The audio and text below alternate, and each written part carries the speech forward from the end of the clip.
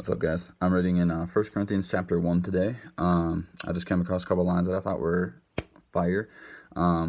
In chapter 1, verse 21, it says, "For since in the wisdom of God, the world through wisdom did not know God, it pleased God through the foolishness of the message preached to save those who believe."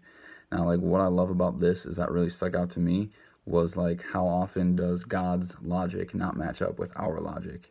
Like, how often do we have our plan in place, and when he comes in and says, hey, this is how it's actually going to go down, I think we're very prone to, like, barrier up to that and be like, no, there's no way. Like, God would never do something that's against the plan that I had in place. Or like, God, I've already had this planned out for a year. I've had this planned out for a month. I've had this planned out for a day. Like, you can't switch the plan now. And God's like, your plan is foolishness. My plan is wisdom. And I love that because it says in verse 25, because the foolishness of God is wiser than men.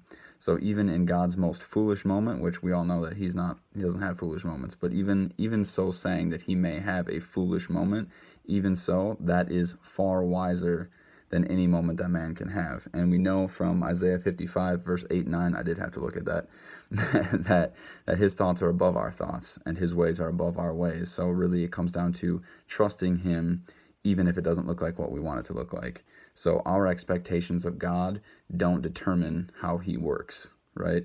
So like when things don't look the way that we expect them to look, he's still in control and he's still working on them. So it comes down to us to have to understand that and to trust him, that even in those moments where things don't look clear, we can trust that he's in control and he's moving it in the right direction. And all we have to do is follow in obedience. So listen, be obedient, and move when he says move. And if he says stay, then he says stay. But even in the foolishness of God, it is far wiser than what we could possibly think.